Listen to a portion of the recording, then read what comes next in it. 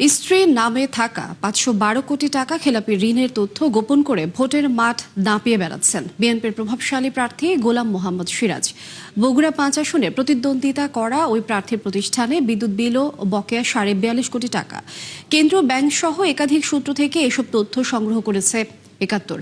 শুধু তাই নয়, হলফনামায় নিজের নামে মাত্র ২৭ লাখ টাকা ঋণের কথা উল্লেখ করলেও চেপে গেছেন নিজের ৩ প্রতিষ্ঠানের নামে থাকা ১০৯ কোটি টাকার ঋণ, যাকে গরিত অপরাধ বলছেন টিআইবি নির্বাহী পরিচালক।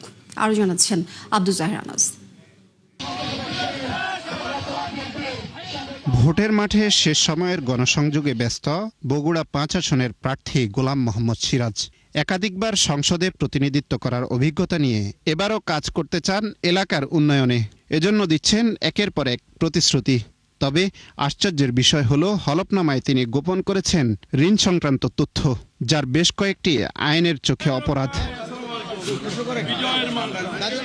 হলফনামায় ঋণ সংক্রান্ত তথ্যের ঘরে তিনি উল্লেখ করেছেন নিজের ২৭ লাখ এবং স্ত্রীর নামে ৪ লাখ টাকার কথা। এড়িয়ে গেছেন অন্য সব তথ্য।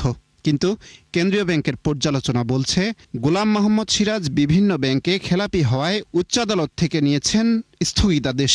এর মধ্যে ক্যাব এক্সপ্রেস বিডি লিমিটেডের নামে ২৬ কোটি, ওয়ানটেল কমিউনিকেশন লিমিটেডের নামে ৪৮ কোটি এবং এসআর হাইওয়ে সার্ভিসেসের নামে প্রায় ৩৫ কোটি টাকার ঋণ রয়েছে তার। বর্তমানে ক্যাব এক্সপ্রেস ও ওয়ানটেল কমিউনিকেশনের চেয়ারম্যান তিনি, আর এসআর হাইওয়ে সার্ভিসেসের পরিচালক।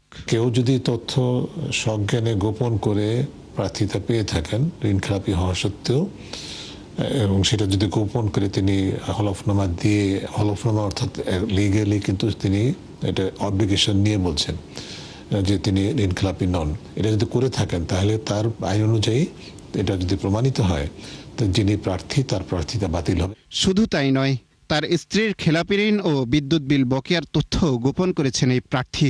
কেন্দ্রীয় ব্যাংকের তথ্য বলছে, গোলাম মোহাম্মদ সিরাজের স্ত্রী শাহনাজ সিরাজ এসআর কেমিক্যাল ইন্ডাস্ট্রিজের ব্যবস্থাপনা পরিচালক। প্রতিষ্ঠানটির বিভিন্ন ব্যাংকে খেলাপি ঋণ রয়েছে ৫১২ কোটি টাকা। শুধু তাই নয়, একই প্রতিষ্ঠানের বিদ্যুৎ বিল বকেয়া রয়েছে ৪১ কোটি ৪২ লাখ টাকা।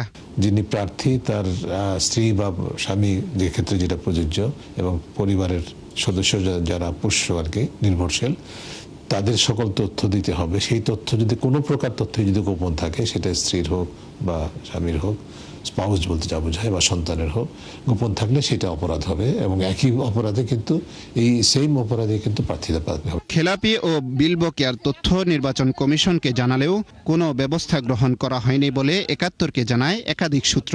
গোলাম মোহাম্মদ সিরাজ তার হলফনামায় নিজের ১৬২ কোটি, স্ত্রীর নামে ৪৯ কোটি এবং সন্তানের নামে ৯ কোটি টাকার সম্পদ থাকার কথা উল্লেখ করেছেন। এ বিষয়ে জানতে গোলাম মোহাম্মদ সিরাজের সাথে একাধিকবার যোগাযোগ করা হলেও তিনি সাড়া দেননি। আব্দুল জাহের আনাস, ৭১, ঢাকা।